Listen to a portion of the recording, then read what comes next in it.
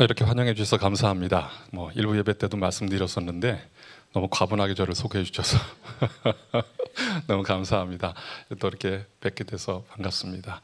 말씀 나누기 전에 같이 기도하겠습니다. 좋으신 주님, 지금까지 우리와 함께 하시며 특별히 예배 중에 거하시며 성령을 통하여서 우리를 감동하여 주시고 예배를 받아주시니 감사합니다. 또 이 시간 우리를 향한 하나님의 말씀을 우리로 하여 듣게 하시니 감사합니다. 우리의 마음이 열리게 하시고 이 말씀이 우리에게 잘 심겨지게 하여 주시옵시사. 이 말씀으로 우리가 은혜 받게 하여 주시고 위로받게 인도하여 주시옵시고 하나님의 뜻을 분별할 수 있도록 인도하여 주시옵시사. 말씀 감사합니다. 그대로 살겠습니다. 결단하는 시간 되게 도와주시옵소서. 예수님의 이름으로 기도하옵나이다. 아멘. 할렐루야. 예, 반갑습니다. 말씀드렸던 것처럼 저를 소개를 너무 잘해 주셔가지고 여러분 어느 정도 아셨을 것 같은데 제가 역사신학 교수입니다. 그래서 이렇게 역사신학 그러면은 무슨 말인가 그렇게 아마 생각 드시는 분도 있을 것 같아요. 좀 어렵게 들리죠? 역사신학, 신학도 어려운데 앞에 역사가 붙어가지고 역사신학이라는 건 간단하게 교회사와 관련이 있다 이렇게 이해를 하시면 됩니다. 교회의 역사 또는 교리의 역사 이런 것을 다 다루는 것이 역사신학이라고 이해하시면 되고 그냥 쉽게는 교회의 역사다 이런 것을 다루는 학문 분야다, 신학 분야다 이렇게 이해를 하시면 되겠습니다. 제가 이렇게 역사신학을 가르치면서 역사에 대한 그런 많은 사건들도 보지만 또 역사에 관련된 그런 용어들을 보기도 합니다. 그러면서 저도 보고 참 의미가 있다라고 깨달은 단어가 두 가지가 있는데 하나는 히스토리칼이고 또 하나는 히스토릭입니다. 기본적으로 번역이 될 때는요 똑같이 역사적 이렇게 번역이 됩니다. 형용사니까. 좀 들어보신 것 같아요, 여러분? 히스토리칼, 히스토릭. 영어 강의 시간도 아니고. 그런데 히스토리칼하다라는 그런 뜻은요. 기본적으로 역사적인이라는 의미를 가지면서 역사와 관련된이라는 그런 의미입니다. 그래서 우리가 보통 사료라고 그렇게 얘기를 하는데 역사를 연구하려면 역사적인 자료가 있어야 되잖아요. 그럴 때 historical resource 또는 historical source 이렇게 이야기를 하는 거예요. 그럴 때 이제 우리 그걸 역사적인 자료, 역사와 관련된 자료, 그래서 그것을 간단하게 줄여서 사료라고 그렇게 이야기를 합니다. 거기에 대해서 히스토릭이라는 그런 단어는 기본적으로 역사적인이라고 그렇게 번역이 되지만 역사적으로 중요하다. 역사적으로 중요한, 역사적으로 볼 때 굉장히 의미를 갖는 그런 뜻을 담고 있습니다. 그래서 영어로 하면은 historically significant 하다라고 그렇게 이야기를 해요. 역사적으로 중요하고 의미가 있는. 그럴 때 이제 historic이라는 말을 사용을 하고 있습니다. 그래서 우리가 역사에 등장하는 위인들 있잖아요. 역사적으로 중요한 사람들. 그런 사람들은 historic people 또는 historic person이라고 그렇게 이야기를 해요. 예를 들자면 우리가 잘 알고 있는 알렉산더 대왕, 그리고 교회사에서 중요한 그런 인물 얘기하라 그러면은 콘스탄틴 대제, 그분이 우리가 알고 있는 것처럼 313년에 밀라노 칙령으로 신앙의 자유를 줬다. 그래서 이제 그리스도인이 더 이상 순교하지 않고 예수님을 잘 믿게 되었다. 이런 얘기를 하잖아요. 이런 분들을 우리가 역사적인 인물, 그래서 historic person이라고 그렇게 이야기를 하는 겁니다. 이렇게 얘기를 하면 그거 역사에서나 그러지 그게 우리하고 무슨 상관이 있습니까? 이렇게 얘기를 하실지도 모르는데 이것과 관련해서 우리 삶에도 이렇게 역사적인 그런 순간, 역사적인 그런 선택 이런 것들이 있었던 역사적으로 중요한 그런 것을 우리가 경험하기도 했다라는 것을 나누는 것이 저는 이 프로스트 시인, 로버트 프로스트 시인의 가지하는 길이라는 그런 시를 통하여서 보게 됩니다. 영어로는 The Road Not Taken이라고 그렇게 얘기를 하는데 저는 중고등학교 다닐 때 이게 교과서에 실렸었거든요. 근데 기억이 나시는 분들이 있는지 모르겠는데 그 시를 통하여서 이것이 그냥 역사적으로 중요한 그런 것만 있는 것이 아니라 우리의 삶에서도 중요한 순간이 있었고 역사적인 순간이라고 얘기할 수 있는 그런 것들을 우리가 체험하며 살고 있다는 것을 보게 됩니다. 그러니까 역사가 우리 인간 역사 속에서도 중요한 순간으로 다가오는 것이 있다라는 거죠. 그 시가 사연으로 되어 있는데 첫 번째 연하고 마지막 연을 좀 같이 나누었으면 좋겠는데요. 첫 번째 연에 보면 이렇게 되어 있습니다. 노란 숲속에 길이 두 갈래로 났었습니다.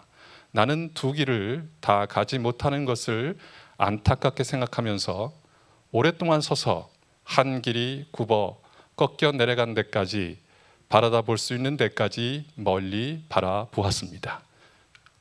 그 다음에 사연입니다. 훗날에 나는 어디선가 한숨을 쉬며 이야기할 것입니다. 숲속에 두 갈래길이 있었다고, 나는 사람이 적게 간 길을 택하였다고, 그리고 그것 때문에 모든 것이 달라졌다고. 프로스트 시인은 그 길 앞에 서서 아름다운 길을 택했다고 이야기를 합니다. 왜 그러냐면 그 길은 많은 사람들이 가지 않았기 때문에 라고 얘기했고, 훗날에 내가 이렇게 얘기할 것이다. 내가 사람들이 가지 않은 길을 선택했고 그리고 그것이 나의 인생을 바꾸었다. 굉장히 중요한 순간이 되었다라는 거죠. 우리들도 굉장히 중요한 순간들을 이렇게 경험하며 살고 있습니다. 여러분들도 오늘 아침에 그러셨죠? 굉장히 역사적인 순간이었죠. 역사적인 선택을 하셔야 됐죠. 일어날 것인가 말 것인가, 교회 갈 것인가 말 것인가. 우리에게서는 이런 순간순간 하나가 또 중요한 순간이기도 한데, 그런데 이런 순간들이 때로는 정말 우리의 삶을 바꿔 놓았다라고 할 만큼 중요한 순간들이 있었습니다. 그 중에 하나 예를 들자면 우리가 미국으로 유학 오거나 미국으로 이민 오고 미국으로 우리가 오게 된 것, 굉장히 우리 삶의 중요한 순간이었습니다. 어떤 사람들은 그 이민이라는 것을 이렇게 표현합니다. 마치 그 나무 하나를 갖다가 그대로 파서, 통째로 파서 다른 곳에 옮기는 것이다. 그런데 그렇게 옮기면 나무가 참 사는 게 어렵거든요. 거기서 적응한다라는 것이. 그만큼 이민 생활이라는 것은 어려운 거라는 거죠. 그런데 우리가 그런, 어떻게 보면 우리 인간 삶에 있어서, 우리의 역사에 있어서 중요한 그런 결정을 했다라는 겁니다. 그렇지만 우리가 역사라는 걸 생각을 할 때 그런 이야기를 합니다. 히스토리라는 것은 his story, 그렇게 얘기를 해서 그분의 역사다라는 얘기를 하면서, 그분은 바로 예수님이죠. 예수님이 정말 역사에서 중요한 분이기 때문에, 그래서 역사를 나눌 때도 before Christ, 그 다음에 anno domini 이렇게 얘기를 해서 AD, BC, AD로 이렇게 나누고 예수님 전, 예수님 해 이후 이렇게 나누는 걸 볼 수 있어요.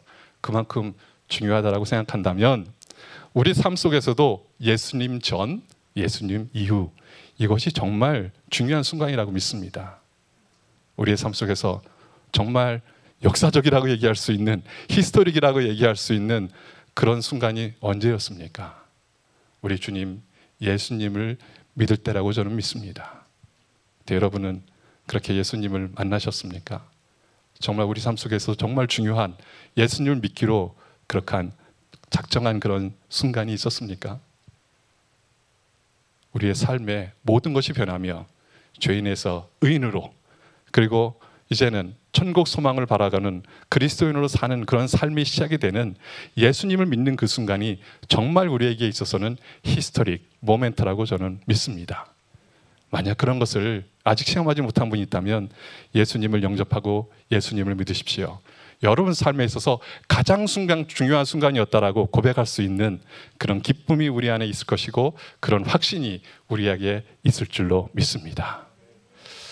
뭐 이렇게 거창한 얘기를 하십니까? 이렇게 얘기를 할 수 있는데, 오늘 본문이 그렇게 역사적인 순간이기 때문에 그렇습니다.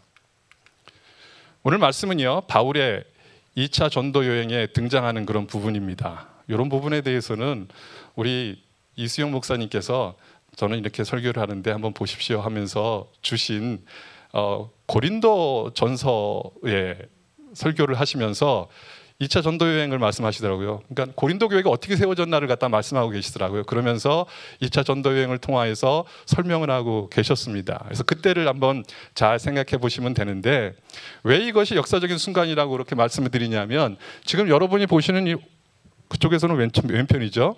그쪽은 유럽입니다. 여러분이 보시는 오른쪽, 그쪽은 아시아입니다. 그러니까 노란색, 좀 더 황토색 같은 노란색 쪽은 아시아 쪽이고, 겨자색 같이 약간 옅은 색깔은 그 지역은 유럽입니다. 무슨 뜻이냐? 1차 전도 여행까지는 그러진 않았지만 2차 전도 여행에서부터는 아시아에서만 복음이 전파되는 것이 아니라 이것이 유럽으로 넘어가는 진짜 교회사 속에서도 역사적인 순간이라고 그렇게 이야기를 하는 거예요.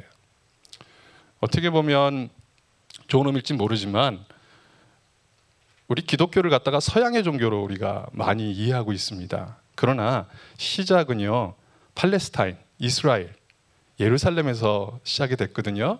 예수님이 거기 오셨잖아요. 그러니까 그쪽은 중동입니다. 그러니까 아시아라는 거예요. 아시아에서 이렇게 시작된 종교가 유럽으로 알려져서 서양의 종교로 이렇게 알릴 정도로 그렇게 전파되는 그 역사적인 순간이라는 것이죠. 그래서 여기에 보면 여기 나와 있는 것처럼 이제 시작이 돼서 비시디아, 부르기아, 그리고 갈라디아 지역을 지나서 그 다음에 이른 것이 어디냐면 무시아입니다. 이 무시아에 이르면은 두 개의 길이 가능합니다. 하나는 저 위에 비두니아로 갈 수 있고, 또 하나는 백길로 넘어서 네아폴리, 빌립보로 넘어가는 유럽으로 넘어갈 수 있는 그 과정이라는 거예요. 근데 이 과정 속에 보면은 이렇게 역사적인 순간 모멘트에 보면은 성령님께서, 주님의 영이 바울을 인도하는 것을 우리가 보게 된다는 겁니다. 이것이 역사적인 순간에 하나님의 인도하심을 인정하는 것이고, 그 가운데 우리가 역사적인 순간에 어떤 선택을 해야 될 것인지를 갖다가 말씀하고 있습니다. 우리는 예수님을 우리의 주인이라고 고백을 합니다. 그러면 그분은 우리 인생의 주인이시고 우리 삶의 주인이시고 우리 여정의 주인이신 줄로 믿습니다. 그렇다면 우리의 가장 중요한 그 순간에도, 역사적인 순간이라고 얘기할 때도 우리는 분명히 예수님의 그 인도하심을 우리가 인정하며 그것을 순종하는 삶을 우리가 살아가야 될 줄로 믿습니다. 우리 그리스도인의 삶 속에서 우리가 먼저 고백해야 될 것은, 오늘 말씀을 통하여서 하나님께서 그리스도인의 길을 인도하신다는 것을 고백해야 될 줄로 믿습니다. 오늘 말씀에 나와 있는 것처럼 바울의 선교의 길, 그것을 막기도 하시고, 그리고 막았잖아요. 아까 얘기할 때 무시아에 이르러서 비두니아로 갈 수도 있었고 유럽으로 갈 수도 있었는데, 비두니아로 가는 것을 막습니다. 그렇지만 유럽으로 길을 여는, 마게도니아는 유럽을 얘기하는 거거든요. 그쪽으로 가는 길을 열고 계시다라는 거예요. 그런 것을 보면 바울은 철저하게 성령의 인도하심, 예수 그리스도의 영의 인도하심을 따랐다는 것을 볼 수가 있고, 그 가운데서 하나님께서 그리스도인의 길을 인도하신다는 것을 우리가 말씀을 통해서 보게 됩니다. 또 단순하게 얘기할 수 있습니다. 여러분 하나님이 지금도 살아계시다고 믿습니까? 하나님이 지금도 살아계십니까? 그래서요, 살아계신데요, 어쩌자고요? 그렇게 얘기를 할 수 있죠. 하나님이 살아계시다면 그냥 저 천국에 존재하시고 숨을 쉬고 계시고 뭐 그런 의미에 있어서 존재하신다는 그런 의미가 아닙니다. 하나님이 단지 있다라는 그런 의미가 아니에요. 하나님이 살아계시면 지금도 하나님은 역사하는 줄로 믿습니다. 그것을 우리가 하나님의 섭리라고 그렇게 이야기를 합니다. 하나님이 살아계시면 그냥 가만히 계신 것이 아니라 지금도 살아서 역사하시며 섭리하신다라는 거예요. 우리 삶에 하나님이 살아계시면 우리를 인도하시는 줄로 믿습니다. 이것을 고백하는 것이 그리스도인 줄로 믿습니다. 저는 그리스도인에 대해서 이렇게 정의하는 것을 좋아합니다. 그 중에 하나가 로마서 8장에 있는 사도 바울의 정의입니다. 무릇 하나님의 영으로 인도함을 받는 사람은 곧 하나님의 아들이라. 하나님의 자녀라는 의미죠. 그럼 하나님의 자녀, 하나님의 백성, 그리스도인의 정의가 뭡니까? 하나님의 영으로 인도받는 사람들. 그 사람들이 바로 그리스도인 줄로 믿습니다. 우리가 아까 얘기했던 것처럼 주님께 모든 것을 의탁한다면 우리 삶의 여정, 그것을 다 우리가 의탁할 수 있는 줄로 믿습니다. 의지할 수 있는 줄로 믿습니다. 왜요? 인도하시기 때문에 그렇다라는 거예요. 그래서 그리스도인들은 그 인도하심을 바라며 그 인도하시는 뜻을 구하는 사람들입니다. 하나님의 뜻이 이루어지기를 원한다는 것이죠. 하나님의 인도하심으로 하나님의 뜻을 이루고 그것이 이루어지기 바라는 사람들. 어떻습니까, 여러분? 여러분은 지금도 하나님의 뜻이 이루어지기를 원하십니까? 우리 주님의 뜻이 이루어지기를 원합니까? 혹시 내 뜻이 이루어지기를 원하는 거 아닙니까? 우리는 날마다 기도합니다. 뜻이 하늘에서 이룬 것처럼 땅에서도 이루어지이다. 많이 듣던 것 같죠? 주님이 가르쳐 주신 주님의 기도입니다. 그 뜻은요, 하나님의 뜻입니다. 그래서 우리는 늘 하나님의 뜻이 하늘나라에서 이루어진 것처럼, 하늘에서 이룬 것처럼 땅에서도 이루어지기를 원합니다라고 그렇게 기도한다는 것은 우리의 삶 속에서 늘 하나님의 뜻이 이루어지기를 원한다는 것. 그렇다면 우리를 인도하실 것이다. 그것을 또한 고백하는 그리스도인 줄로 믿습니다. 예수님께서 주기도문을 통하여서 우리가 삶을 통하여서 무엇을 구해야 될지를 우리에게 가르쳐 주셨다면 그게 주기도문이잖아요. 그렇다면 주님께서 또한 본을 보여주셨습니다. 주님께서 십자가를 지실 것을 아셨습니다. 그래서 겟세마네 동산에서 그렇게 기도를 하십니다. 땀방울이 핏방울이 될 때까지 기도를 하십니다. 그러면서 원하셨던 것은 무엇이냐? 할 수만 있으면 이 잔을 내 앞에서 치워주시옵소서, 거두어 주시옵소서.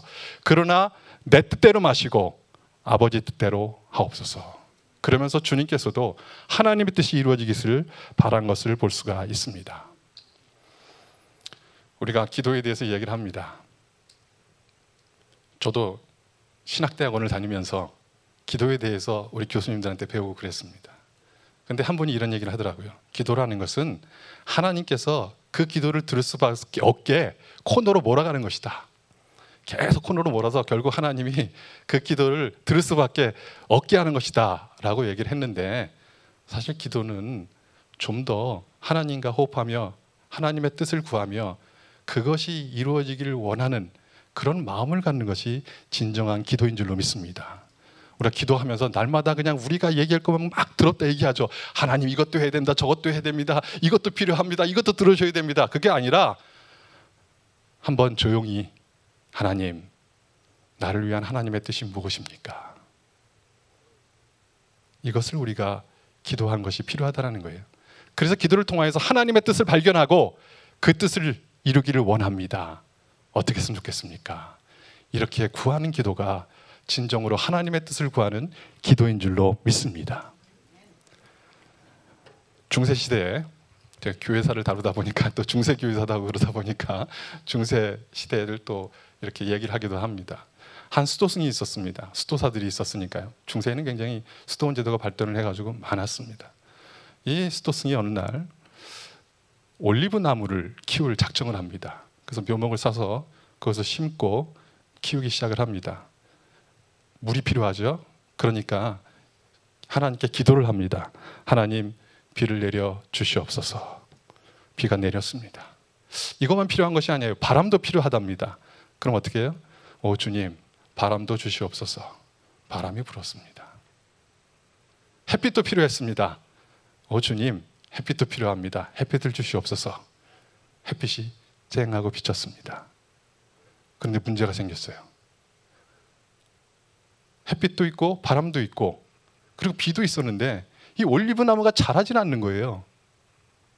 그래서 그 주위에 올리브 나무를 잘 키운다는 그 수도승이 있어서 그분을 찾아갑니다. 그리고 그분에게 묻습니다.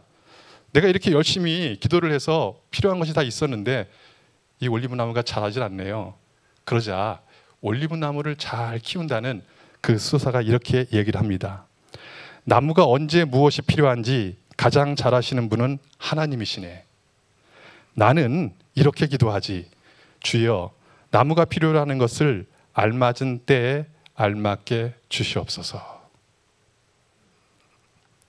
우리가 길을 결정하고 그것을 이루기 위해서 하나님의 능력이 필요합니다. 하나님의 힘이 필요합니다. 이렇게 빌리는 것이 아니라는 거예요. 하나님께서 적절한 때에 적절한 방법으로 인도해 주신다는 것을 인정하는 것이 진정으로 하나님의 인도하심을 우리가 구하는 신앙인 줄로 믿습니다. 그리스도인의 길의 결정자는 하나님이십니다. 이렇게 인도하시는 하나님께서 때로 우리가 애써도 우리의 길을 막기도 하신다라는 거예요.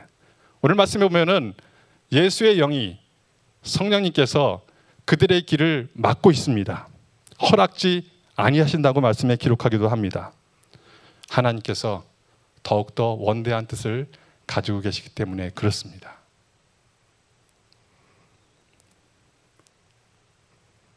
우리가 날마다 삶 속에서 바라는 것이 진정으로 하나님의 뜻인지 아니면은 내가 원하는 내 뜻인지, 이것을 날마다 우리가 돌아봐야 될 줄로 믿습니다.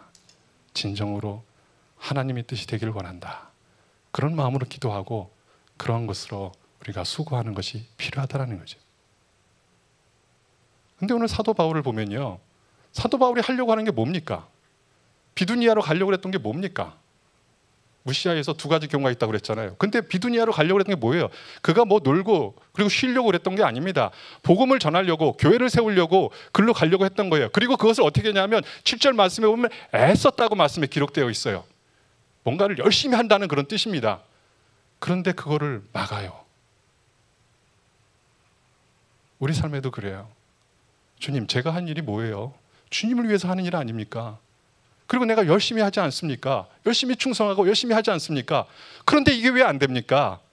이런 생각이 들 때가 있다라는 거죠. 사도 바울이 그 마음이 들 수도 있었을 거예요. 아니 주님, 제가 지금 전도 여행하고 있는 거 아니에요? 그래서 비두니아 가려는 거 뭡니까? 복음 전하려고, 교회 세우려고 하는 거 아닙니까? 근데 왜 예수의 영이 이걸 막습니까? 왜 성령님께서 이것을 막습니까? 이런 생각이 들 수 있다라는 거예요. 이때 우리가 생각해야 될 것은 하나님의 인도하심인 줄 믿습니다. 하나님의 뜻이 서는 것이 필요하다는 것을 인정하는 것이 진정한 주님을 의지하는 신앙인 줄로 믿습니다. 가끔가다 이렇게 신학을 하다 보면 어려운 질문들이 옵니다. 그 질문들의 하나가 뭐냐면, 왜 그렇게 은혜롭고 자비로운 하나님께서, 모든 것을 아는 하나님께서 선악과를 왜 만들어 놨습니까? 이런 질문들을 해요. 아니 심지어는 생명나무도 있잖아요. 그래서 그것을 먹으면 생명을 얻게 할 수 있는 그런 나무였는데, 영생할 수 있는 그런 나무인데, 그것보다도 하나님께서 진정으로 주권적으로 가지기 원하셨던 것은 뭐냐면 선악과라는 거거든요. 그거는 안 된다, 그렇게 말씀을 하셨어요. 왜 그럴까요? 선악은 하나님께 달렸다라는 거예요. 이것이 선하다, 이것이 악하다, 그것은 우리의 선택이 아니라는 거예요. 그것은 하나님의 것이라고 말씀하시면서 그것은 남겨놔라, 그것은 나의 것이다라고 말씀하고 계신 겁니다. 무슨 뜻이냐? 우리가 판단하지 말아야 된다는 거예요. 그럴 때마다 하나님의 뜻이 무엇인가, 그것을 인정하는 것이 필요한 것이고, 그래서 우리가 하나님과 깊은 교제를 나눠야 되는 이유가 거기에 있습니다. 그렇게 하나님과 깊어질 때, 더욱더 하나님 앞에 가까이 갈 때, 그럴 때 하나님의 뜻을 우리가 더 분별할 수 있기 때문입니다. 마틴 루터가 그런 얘기를 했습니다. 종교개혁을 하면서 우리의 신앙이라는 것은 코람데오의 신앙이 되어야 된다라고 이렇게 얘기를 해요. 코람데오라는 것은 라틴어입니다. 영어로 하면 in front of God이라는 뜻이에요. before God이라는 뜻이에요. 하나님 앞에서, 하나님 앞에서의 우리의 신앙이 되어야 된다라는 거예요.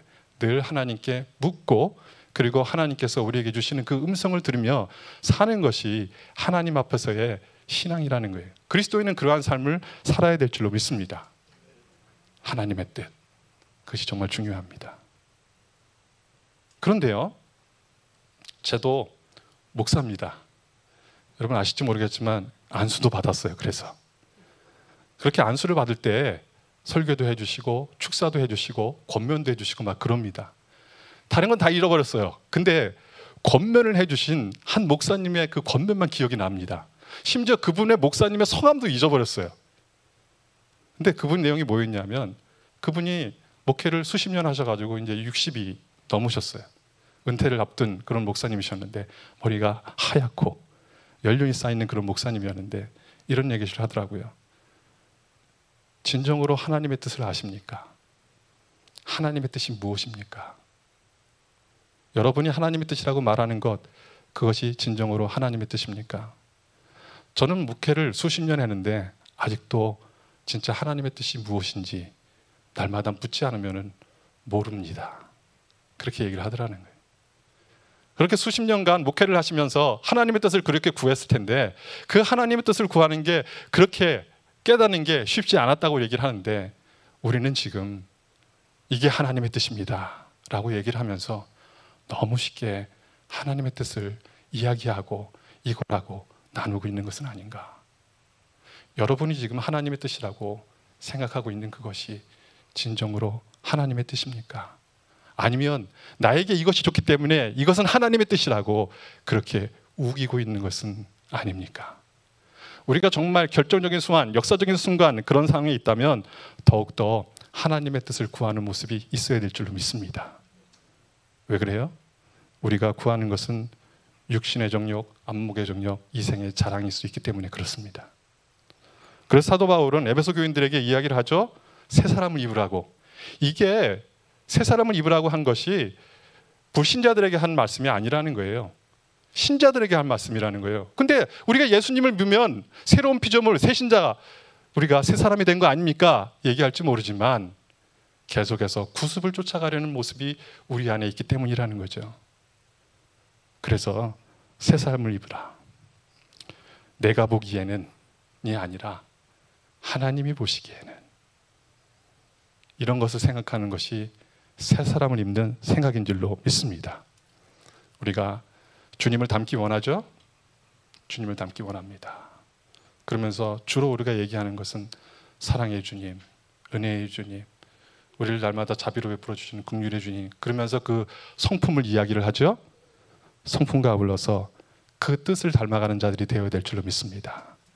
하나님의 성품을 닮듯이 하나님의 뜻을 닮아가는 자, 그들이 진정으로 주님을 의지하며 인도하심을 인정하는 사람들의 삶인 줄로 믿습니다. 이렇게 맡기도 하시지만 그때 또한 우리에게 새로운 은혜를 주십니다. 하나님께서 다른 길을 여신다라는 거예요. 아까 얘기했죠? 비두니아로 열심히 가려고 했지만 그러나 그것을 막으시면 다시 마게도니아의 환상을 통하여서 마게도냐 사람이 등장하게 하셨고 와서 도우라, 그런 환상을 보게 해서 바울을 마게도냐로 이전을 하게 하는 것을 볼 수가 있습니다. 이렇게 한쪽의 길을 막으시면 하나님께서는 새로운 길을 열어주십니다. 우리가 생각하기에 우리의 길이 막혔다고 생각할 때 하나님의 역사의 시작이라는 것을 우리가 믿어야 될 줄로 믿습니다. 제가 저 지도에 있는 지역을, 아까 보였던 지도에 있는 지역을 좀 갔다 왔습니다. 성지순례 그렇게 얘기를 하면 이스라엘도 있지만 그리스, 터키도 갑니다. 그리스, 터키가 어떻게 보면 더 신약적인 그런 자취가 더 많이 남아있기 때문에 그렇습니다. 바울의 발자취, 사도 요한의 발자취, 이런 것은 터키하고 그리스에 더 많이 있다라고 얘기를 하기 때문에 그렇죠. 그런데 터키보다 그리스가 좀 더 못 살더라고요. 그리스가 유럽인데 터키는, 물론 터키도 이제 유럽에 들어갑니다. 왜 그러냐면 튀르키라고 그렇게 얘기를 해죠. 튀르키예가 유럽 속에 들어갑니다. 왜 그러냐면 이스탄불이 동트라키아 지역이라고 그렇게 얘기를 해서 유럽에 포함되기 때문에 그렇습니다. 그래서 튀르키예가 유럽에 이렇게 포함이 되는 거예요. 사실은 보스포러스 해협 오른쪽이기 때문에 튀르키 지역이 전적이, 그래서 유럽이 아니라 아시아인데, 그러나 동트라키아 지역을 차지하게 됨으로 인하여서 유럽에 이렇게 들어가게 된다라는 거죠. 무슨 말씀을 드리냐, 그리스가 이렇게 잘 살지 못하더라, 그 얘기를 하고 있는 겁니다. 그런데 그 그리스 시골에 집안이 너무 어려워서 학교를 다니지 못한, 그래서 결국 할 수 있는 게 무엇이냐, 내 이름만 쓸 수 있는 그런 사람이 살았습니다. 그러다 어느 날 취직을 할 의향으로 광고를 보다 보니까 그 시골의 한 은행에서 수위를 모집한다. 수위가 뭔지 아시죠, 여러분? 네, 은행을 이렇게 돌보는 그런 것을 보고 거기에 어플라이를 합니다. 지원을 합니다. 어떻게 됐을까요? 떨어졌습니다.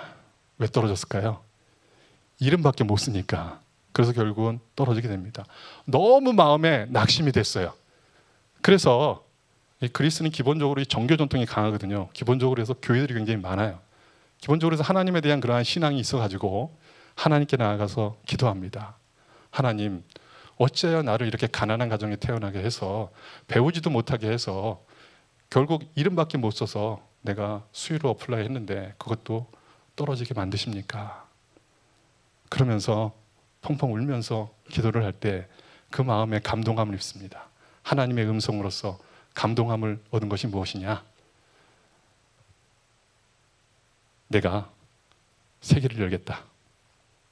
그러니까 미국으로 가라. 그렇게 얘기를 합니다. 그래서 하나님의 뜻을 알고 모든 것을 다 팔아가지고 정리해가지고 미국으로 가서 뉴욕에 도착을 하게 됩니다. 뉴욕에 도착한 이 사람, 내 자식들만큼은, 그렇잖아요. 부모들 마음이 자기는 고생했어도 자식들만큼은 고생시키지 않겠다. 자식만큼은 잘 교육시키겠다는 그 생각으로 열심히 일을 합니다. 근면하게 일을 하게 됩니다. 그러면서 결국 재산이 쌓이고, 그러면서 나중에 월가라고 이렇게 얘기를 하죠. 뉴욕의 월스트리트. 거기서 유명난 금융가로 성공한 사람으로 그렇게 정평이 날 정도로 성공을 하게 됩니다. 그러던 어느 날 이분이 60회 생일이 돼가지고 주위의 사람들이 이분의 생일을 축하하기 위해서 파티를 열게 됩니다. 그때 이제 금융계에서도 저명한 사람들이 많이 오고 유명한 사람들이 많이 왔다라는 거죠. 그때 한 기자가, 이분이 이제 어려운 가운데서 이렇게 자수성가해가지고 성공을 한 거 아니에요? 그러니까 이렇게 권면합니다. 자서전을 하나 쓰시죠. 그러면 하잖아요. 그렇게 성공했는데 어려운 가운데. 근데 이때 이 금융가로 성공한 분이 이렇게 얘기를 합니다. 저는 자서전을 쓸 수 없습니다. 제가 할 수 있는 것은, 제가 글을 쓸 수 있는 것은 내 이름밖에 없습니다. 그러니까 글을 쓸 수 없다는 얘기죠. 그러니까 기자가 너무 안타까워합니다. 선생님께서 이렇게 만약 글을 쓸 줄 알으셨다면 그러면 더 큰 그런 일을 하고 더 큰 인물이 되지 않았을까요? 더 훌륭한 분이 되지 않았을까요? 이렇게 기자가 얘기를 합니다. 안타까운 마음으로. 그때 이 금융가가 얘기를 합니다. 그건 모르시는 말씀입니다. 내가 만약 글을 알았다면 나는 지금 그리스 한 시골의 은행의 수의로 내 인생을 끝냈지도 모릅니다. 그러나 내가 글을 몰라서 수의 채용 시험에 떨어졌기 때문에 지금 내가 이렇게 성공할 수 있었습니다. 얘기를 하더라는 거예요. 하나님께서는 모든 것을 아시고 그리고 우리에게 그 뜻을 보여주시고 그 일을 행하시는 줄로 믿습니다. 우리 길의 결정자는 하나님이십니다. 그러나 때로는 하나님께서 우리의 길을 막기도 하십니다. 그럴 땐 다른 길을 우리에게 보여주십니다. 그럴 때 우리는 오늘 10절의 말씀에 있는 것처럼 마게도냐로 복음을 전하기를 원하시는구나 라고 사도 바울이 인정한 것처럼 우리 삶 속에 그 하나님의 뜻을 인정하는 것이 필요합니다. 그리스도인은 능력의 사람들입니다. 그런데 그 능력이 내 생각이나 내 결정을 하나님을 통해서 이루어가는데 능력이 있는 것이 아닙니다. 하나님의 뜻을 하나님의 도움으로 이루어가는 것이 진정한 그리스도인의 능력인 줄로 믿습니다. 바울과 같이 때로는 이거 하나님 일이잖아요. 그러면서 열심히 하려고 해도 때로는 막으시지만, 그러나 그때에도 하나님의 뜻을 인정하고 하나님의 인도하심을 따라서 나아가서 그 하나님의 뜻을 이루어가는 사람들, 그 사람들이 바로 진정으로 하나님을 의지하는 신앙의 사람들인 줄로 믿습니다. 하나님의 뜻을 기다리고 인정하십시오. 그러면 이렇게 하나님께서 인도하신다고 우리가 고백을 한다면 거기에 대해서 우리가 어떻게 반응하며 살아야 될까요? 순종과 동행이라고 믿습니다. 우리가 하나님의 말씀에 하나님의 뜻에 순종한다라는 그런 결단과 늘 그렇게 하나님께 나아가서 뜻을 구하고 순종하기를 원하는 것, 그것이 진정으로 하나님의 뜻을 이루어가는 삶이라고 믿습니다. 그러기 위해서 여러분 주님과 동행하심을 더욱더 굳게 하십시오. 동행한다는 게 무슨 뜻이냐? 좀 더 구체적으로 얘기를 하면 독백이 아니라 대화를 하십시오. 아까 얘기했죠. 아침에 일어날 때 일어날까 말까? 그게 아니라 주님 일어날까요? 말까요? 주님 교회 갈까요? 말까요? 성령이 감동하십니다. 일어나서 교회 가야지. 제가 침례교에서도 강의를 하는데요. 그 강의를 하면서 자랑스럽게 소개하는 침례교 목사님이 있습니다. 영국의 침례교도였던 스펄전 목사님입니다. 그 목사님은요, 설교하러 단에 올라갈 때마다 마치 제가 이쪽에 설교하러 오는 것처럼 갈 때마다 이렇게 마음에 기도를 합니다.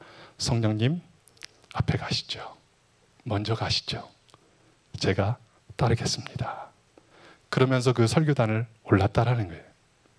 설교는 목사님이 하시는 것이 아니라 성령의 감동으로, 성령의 인도하심으로 한다는 것을 인정한다는 것이요. 그냥 오늘 내가 나가서 설교 잘해야지가 아니라 성령님 앞서가시지요. 제가 뒤따르겠습니다.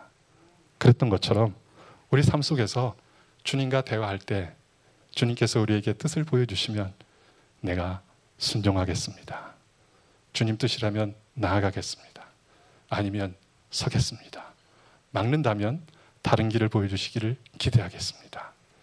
이렇게 인정하는 것이 우리 인도자 하나님을 인정하는 삶인 줄 믿습니다.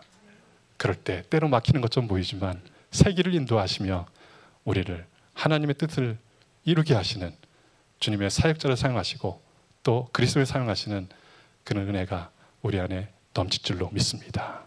이런 은혜가 여러분에게 가득하시기를 주님의 이름으로 축원합니다. 기도하겠습니다.